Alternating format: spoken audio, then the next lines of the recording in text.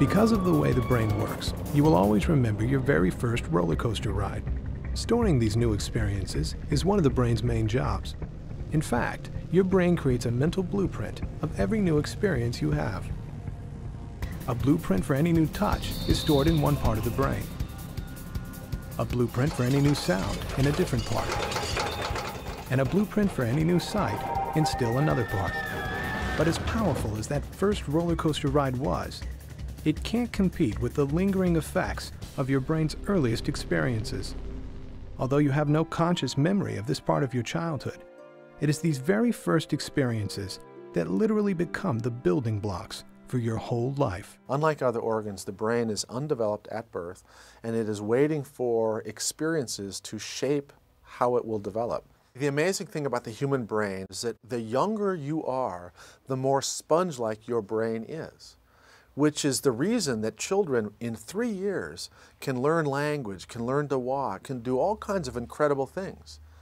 But the very same biological sponginess that allows us to rapidly acquire language is also the same sponginess that makes young children more vulnerable to trauma than older children. Well, we have the opportunity to do police ride-alongs to a domestic violence situation, and so this was actually the first call I ever rode along. It was dinner time, and they were having spaghetti for dinner.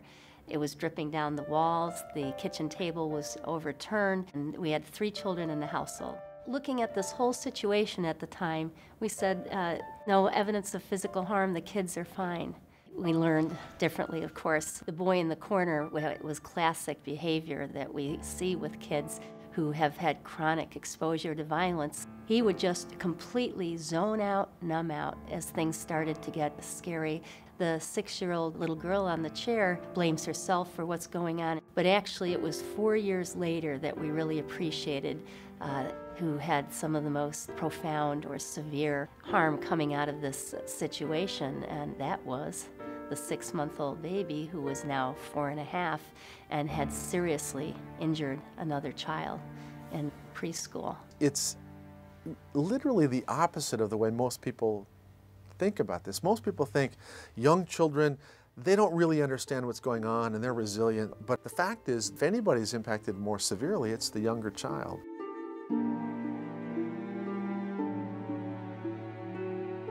The brain is put together like building blocks in a sense. Those first blocks that go together are the more primitive area, the survival brain.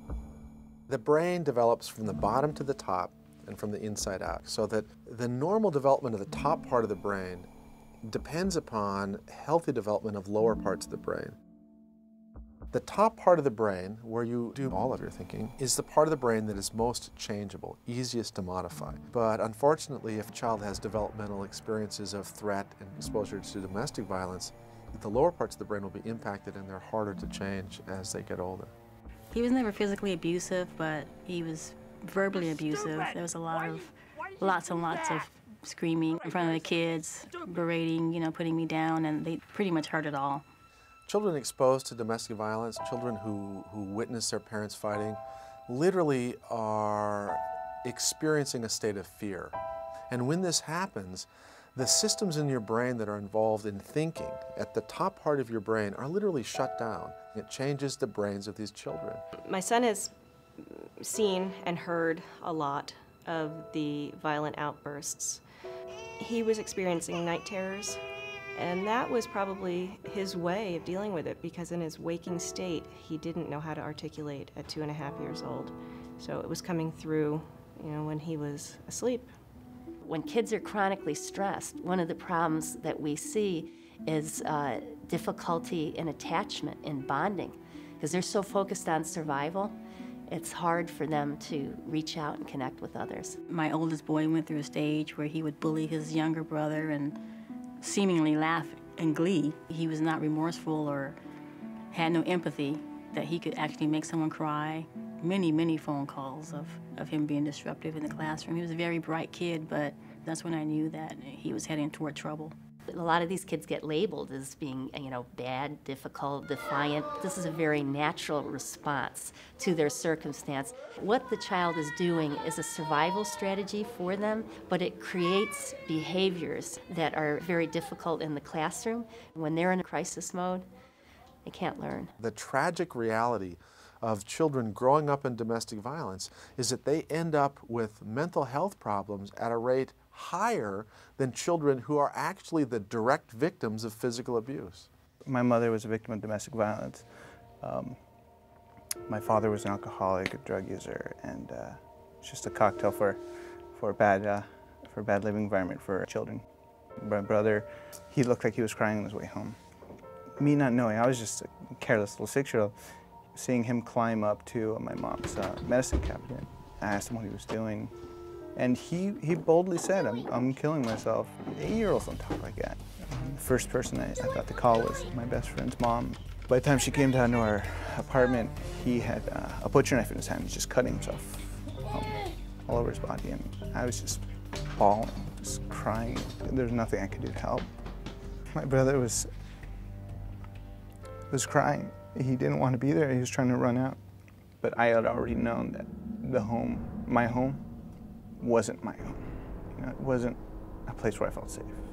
Childhood exposure to violence is about living in a threatening, scary environment that may escalate to physical violence, but it often doesn't have to. It's the chaos, the uncertainty, the fear of being in a home where things aren't okay.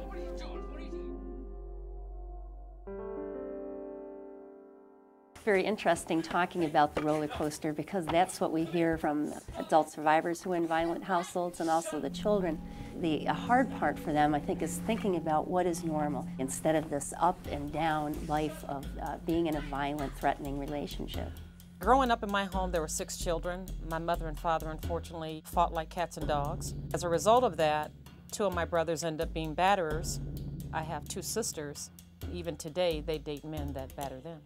Exposure to violence is a lifetime legacy. We see that adults who have had negative childhood experiences often have coping behaviors that can be unhealthy. That certainly has huge effects on how one is going to parent. It's really important for parents to understand that their internal state, whether it's calm, or whether it's alert engagement, or whether it's frustration and anger, or whether it's sadness, depression, the baby absorbs these internal states. I have been in the moment with that sense of helplessness and hopelessness and stress and anxiety and rage. It really damages the brains of small children to be under a constant level of stress and anxiety. Every day I hope that I haven't damaged my kid in any way. They need to see from you as a parent how to deal with stressful situations in an appropriate manner. Being rational, not resorting to violence to deal with situations. Your children are going to learn how to deal with stress from you. Luckily, my older son is verbal enough and is old enough now that we have conversations about how did it make you feel when that was going on? Was that scary for you? Yeah, and validating that. The biggest thing that helps children exposed to violence is to be able to talk about their feelings, get those critical messages. It's not your fault. Any conflict, I'm able now to stop before I add to it. I'm able to step away rather than trying to solve it at that moment in a state of heightened anger. Just try not to go through it alone. If you have a strong support system, and know what avenues you have available to you, in case you do need to get out. I was glad that we got help when we did. One of the great things about brain science that we've learned is till the day you die, you have the ability to add new neurons in your brain, that the brain is more like skin in the sense that it can rewire and heal itself in the most important area, the cortex. We have the capacity to heal and do better. The biggest thing we can do for kids exposed to violence is how many healthy adults can they connect to. I did a lot of my childhood in other people's homes, so I saw what positive relationships were about. I saw my friends were normal, they didn't have the rage I had. Seeing parents that were together, that showed affection. Home dinners where everybody sat together. Those are the things that I realized were important. And instead of being envious, I incorporated it into my life. I wanted to be a part of that. I know school is what made a difference for me. The teachers, the attention I got, letting me know that I could be somebody and I could do something. In fact, my oldest son, his teachers, all 6 of them were very instrumental in coming forward and providing him support when he needed. They allowed him to be homeschooled to give him time to heal. The hardest part about being a parent now is trying to be different than how my parents raised me. Am I being a good father? What do I need to do to help you feel safe in your home? That's the part, the brain development part, that I think we want him to know what normal is for us. And normal is having people who support you and who love you and who want to take care of you. And that we want that to be his normal life. It's one of those pay me now or pay me later.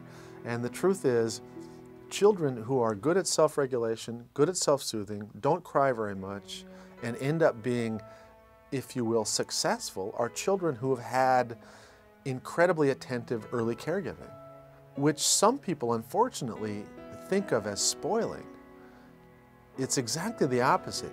Rather than spoiling the newborn, what you're doing is you are building in healthy self-regulation. So those are the things that I want to create an environment for my baby where he gets the benefit of what I've learned from all these experts and also other parents. And believe me, they're experts too. The most important thing that parents need to understand is that the brain of their child will become exactly what the child was exposed to.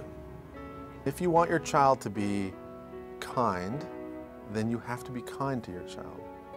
If you want your child to be good at self-regulation and not lose their temper, you have to not lose your temper.